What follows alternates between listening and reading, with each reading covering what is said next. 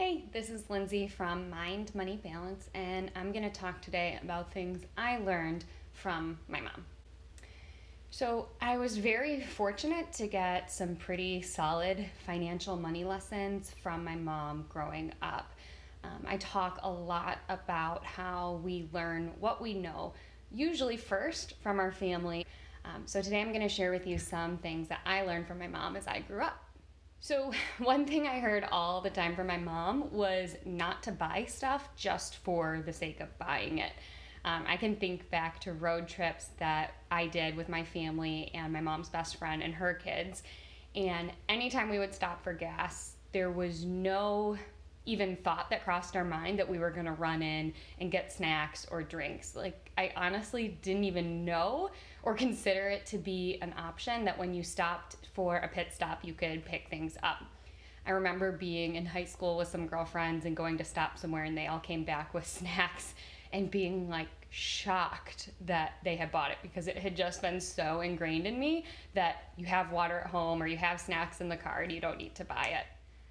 Other things I learned from my mom was to know what the bank or the credit union's job was. I remember being a kid in line with her as she was going to either deposit money or cash a check, and she would give me these little money lessons along the way. She would point out, back then it was like a board where you'd put those letters on it, and she would point out the board and say, "Oh, look at those CD rates." And I remember her explaining to me what a certificate of deposit was. And I mean, she explained it in terms that would make sense to a kid. So, I think she would explain it like, you are giving the bank money and allowing them to use it, and in exchange for them using your money, they'll pay you a little bit more when they give you that money back. I also remember her telling me the importance of putting money in a bank instead of like up in your rafters, because she told me that your money in the bank would be insured, meaning it would be safe up to $250,000. So I also remember that lesson in my head. When I was probably in middle school, my family moved from a kind of middle class neighborhood into one of those McMansion neighborhoods. It was the early 2000s. Those kinds of neighborhoods were popping up all over the place.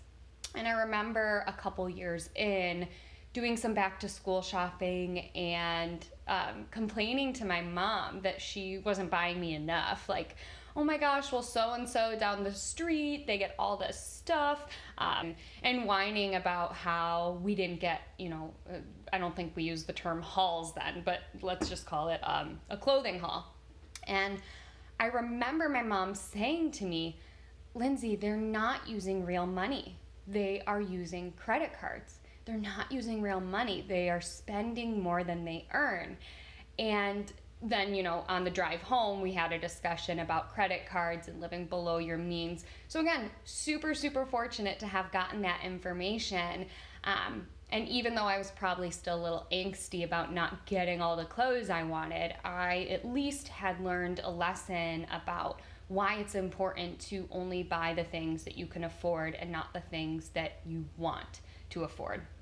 Lo and behold, a few years later, the housing crash came, and we all as Americans learned what it was like to live above our means and below our means. So that was another. My mom was a young mother, and she made it very clear from as long as I can remember, as I learned about money, the importance of being a woman and having your own skill set and earning your own money.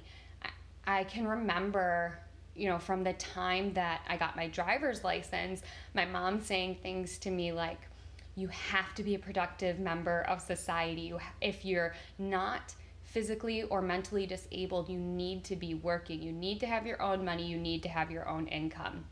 And I got my first job around that time. I was working at, a little restaurant the next town over on Friday and Saturday nights in high school, working until close, which at that restaurant was 2 a.m.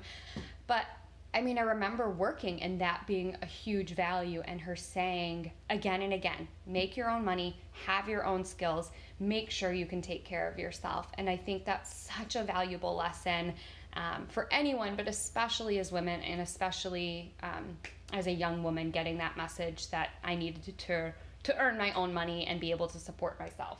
Finally, the last big money lesson I learned from my mom was to use up all that you've got before you buy something new. And this is across the board. This is from, scraps of food to vehicles.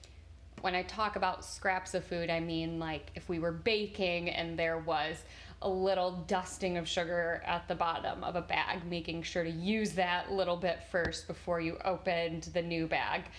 And then with big purchases like vehicles, my mom was a huge proponent of buying vehicles that were safe.